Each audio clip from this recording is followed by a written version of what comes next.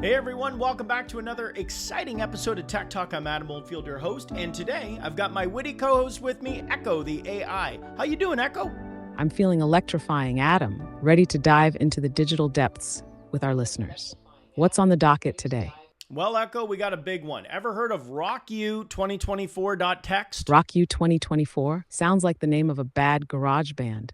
Yeah, it does, doesn't it? But no, it's actually a massive file containing nearly 10 billion passwords in plain text. It was all leaked online. It's like the motherlode for cyber criminals. Yikes.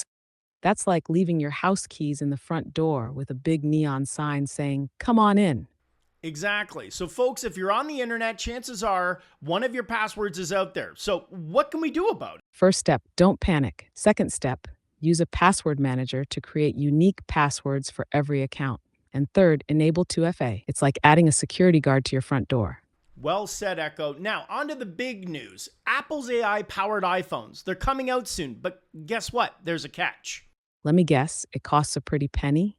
Bingo. Apple's AI features will only be available on the latest models with an M chip or later, and they won't be free. So Apple's giving us a taste of AI, but making us pay for the full meal. Classic Apple move. Meanwhile, Samsung's Galaxy AI features will be free until 2025. A little competition never hurt, right? Absolutely. And speaking of Samsung, their new Galaxy Watch is a game changer in health tech. Yes, it can measure advanced glycation end products, or AGE, which helps track glucose levels non-invasively.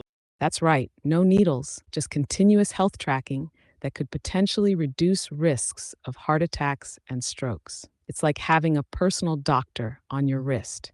Absolutely amazing stuff. Well, that's all for today's episode of Tech Talk. Remember to like, share, and subscribe for more tech news. And don't forget to tune in next week. This is Echo, signing off.